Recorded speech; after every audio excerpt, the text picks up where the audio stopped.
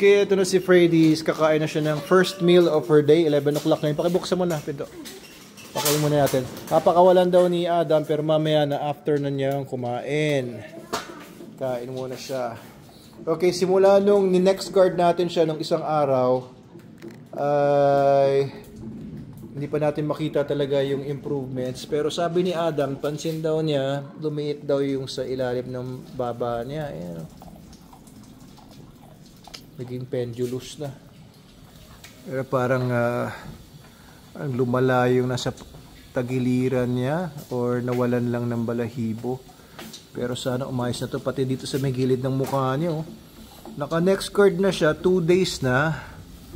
Tapos 2 days ago rin nga, pinaliguan ko siya ng Super Dog Soap. Hindi ko na siya pinaliguan ng Super Dog Soap after nung 2 days ago. Hindi ko na rin nilagyan ng betadine. Ino-observe ko muna. Pero kanina napansin ko, nagkakamot siya. Sana hindi na lumala pa to. So, ang next guard, supposedly, gumagana naman siya. Pero dapat monthly ang pagbigay ng next guard. Pag Bravecto, mas mabilis daw ang effect pag Bravecto. And 3 months ang effect pag Bravecto according dun sa mga literature nila. Pero tignan natin kung obra na to sa next guard. Hindi parang dumudugo. Dumudugo? Anong dumudugo? Namumula eh. Namumula. Ayun. Oo nga. Obserbahan pa natin. Sabi mo, napansin mo, lumiit yung dito sa ilalim?